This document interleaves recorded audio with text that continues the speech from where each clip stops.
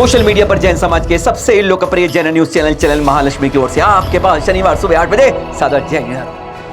गिरनार या कोई तीर्थ हो, संकल्प ले लीजिए कि हमें बचाना है, उसके लिए सब कुछ अर्पित कर देना है, चाहे जान भी हो। विश्वास कीजिएगा, जब तक यह हर जज्बे में नहीं होगा हम उसका मुकाबला नहीं कर पाएंगे। पर आज बात कर रहे हैं तीर्थों के साथ अपने समाज की बात। ये देखिएगा, ये तेलंगाना का है। कुछ समय पहले कर्नाटक के बेंगलोर से ऐसा ही दिखाया था आपको नोटिस रजिस्ट्रार के बाद से।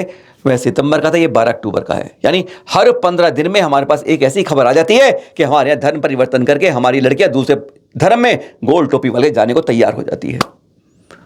अब ये मत सोचिए पिताजी माँ बाप क्या करते हैं, संस्कार क्या देते हैं। उस माँ बाप से पूछो जिनकी बेटी इस तरह जाती है, कितना बड़ा पत्थर रखते हैं अपने दिल पर कि इसको इतना बड़ा किया, संस्कार देने की कोशिश की, नहीं दे पाए, हो सकता है गलती हो, लेकिन इस तरह चली जाएगी। सलमान सलीम मोहम्मद 7 साल से रह रहे हैं वहाँ तेलंगाना के अंदर, कंस्ट्रक्शन इंजीनियर है। और हमारी साथ में शिवानी जैन अटरपुर की है, 11 साल से रह रही है अटरपुर में तेलंगाना के अंदर।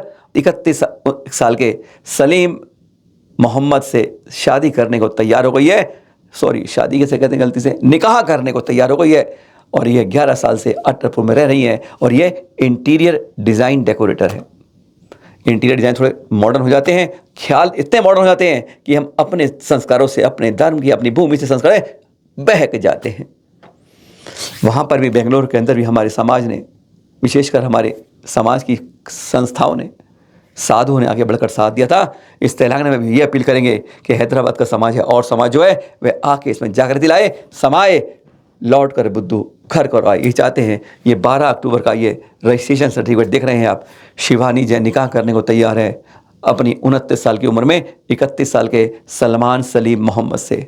स्पष्ट बता रहा है कि आज कहीं ना कहीं हमारे नैतिक संस्कारों में बहुत बड़ी कमी आ गई है। हम तीर्थों की बात करते हैं, तीर्थों को रखने वाले धर्म के रक्षक भी जब इस तरह बदलते जाएंगे, हमारी औलाद हमसे बिछुड़ जाएगी, तो हम संस्कार के क्या रखेंगे, क्या तीर्थ रख पाएंगे। यह सबसे बड़ी चुनौती होती है समाज के लिए, जब अपने धर्म के अंदर, अनुयायियों के अंदर, अपनी शिक्षा के अंदर हम ऐसे संस्कार बच्चों को दें कि वह कहीं नहीं जाएं। कम से कम दुनिया जिसको कहती है श्रेष्ठतम धर्म है, श्रेष्ठतम संस्कार दिए जाते हैं, जहाँ पर श्रेष्ठतम साधु रहते हैं, उनकी जब बिदक कर हम नीचे जाते हैं तो लगता है कहीं ना कहीं हमारी बहुत बड़ी भूल संस्कारों में हो गई है। दोष माता पिता को मत दीजिएगा, जिनके दिल पे गुजरती है आप उनका महसूस करके देखेंगे तब समझ पाएंगे। पर जागिए, जगाइए। वहाँ पर हमारे तेलंगाना, आंध्र प्रदेश के समाज है वह, और वहाँ की कमेटियाँ और वहाँ के संत इस बारे में अपील करते हैं उन सबसे हाथ जोड़कर, एक बेटी जा रही है, गलत जगह में भटक गई है, बचा लीजिए उसको। बुद्धि आ जाए, समझ जाए कि जहाँ वह जन्मी है, जिन माँ बाप ने उसे संस्कार दिए हैं, उन्हीं के साथ, उन्हीं की चाह में एक जैन कुल में अच्छे लड़के को देखकर उसका विवाह हो जाए। 13 नवंबर को पूरा देश मनाएगा 2550वें महावीर स्वामी का निर्वाण महामहोत्सव।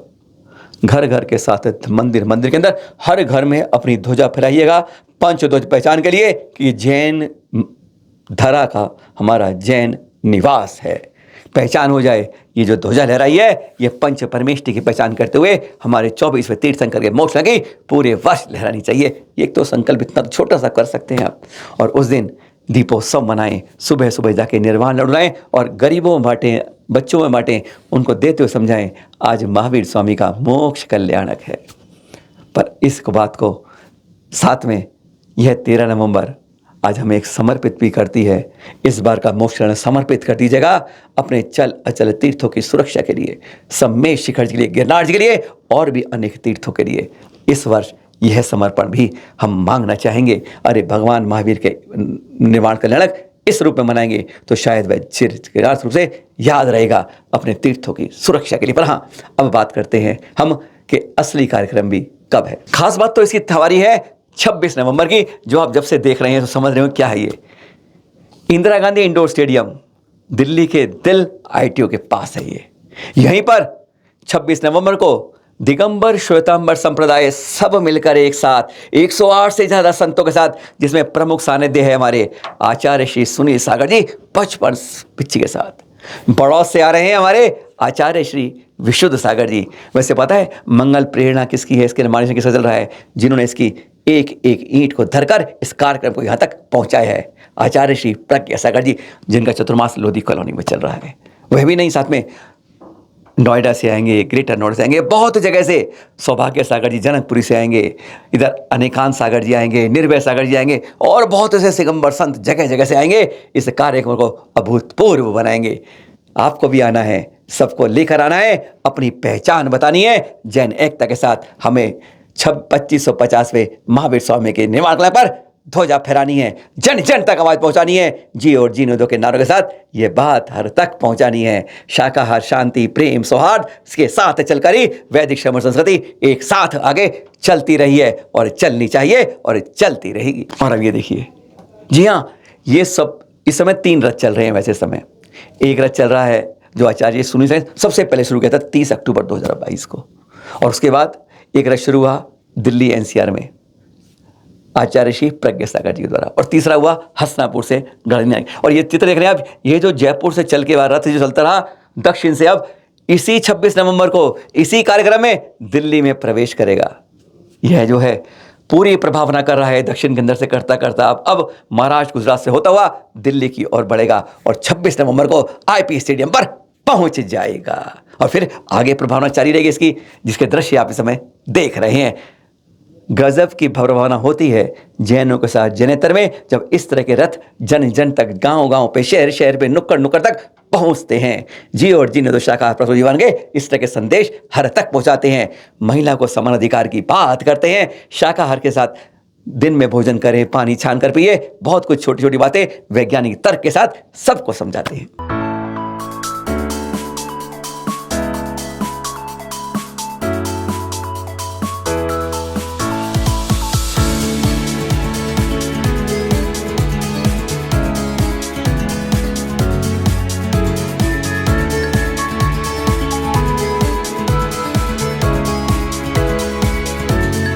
अब आपको ले जाते हैं मध्य प्रदेश, जैनों की धर्मनगरी, जहां चुनाव आने वाले हैं। ध्यान रखिएगा, जो जैनों का साथ देता है वोट उसी को देना है। पर ये बनेड़िया वाला मंदिर देखिए, ये है इंदौर से 40 किलोमीटर चलते हैं, देवालपुर से 4 किलोमीटर दूर पड़ता है अजितनाथ जी का यह मंदिर।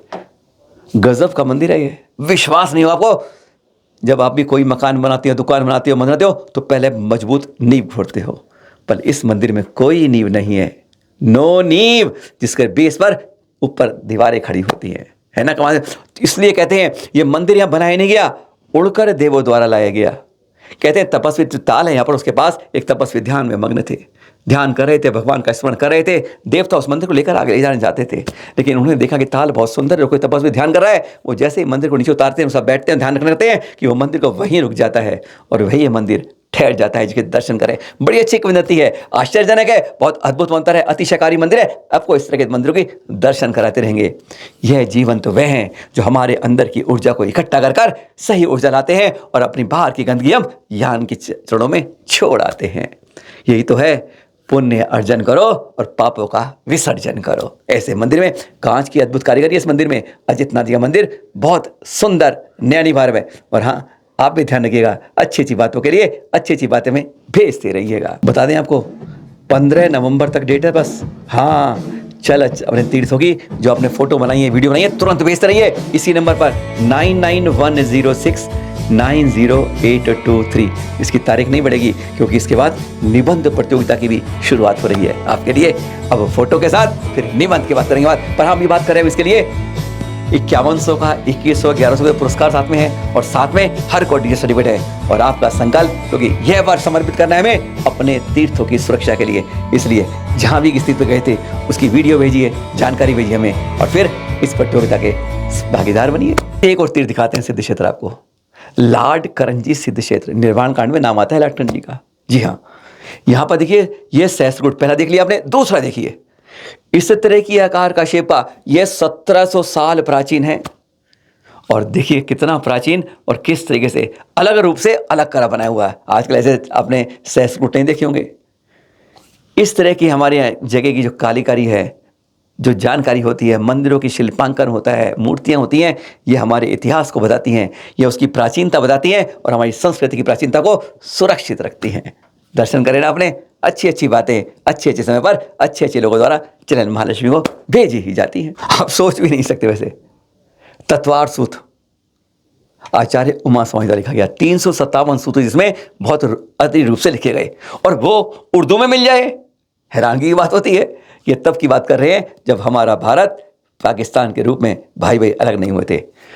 तब यह छपा है 100 साल पुराना, ये लाहौर में छपा, देख रहे हैं आप, ततवार सूत उर्दू के अंदर। विश्वास नहीं होता, यानी यह सोच लीजिए उर्दू पढ़ने वाले मुस्लिम समाज भी ततवार सूत का अध्ययन करते थे। यह उसका प्रत्यक्ष प्रमाण दिखता है। यह दिखाता है कि हमारे शास्त्रों की कितनी ज़्यादा श्रेष्ठता होती है कि उर्दू वाले भी जो मानते नहीं हैं, जो कहते हैं भगवान नहीं होता है, आस्तिक नियम होते हैं, वो अपने भगवान की जगह बात करते हैं, लेकिन यहाँ वो ततवार सूत पढ़ के वास्तव में 7 तत्वों की पहचान करते हैं। यह साफ ग्रंथ बता रहा है जो उर्दू में दर्ज छपा हुआ है, 100 साल प्राचीन है। फिर मिलेंगे आपके साथ नई जानकारी के साथ।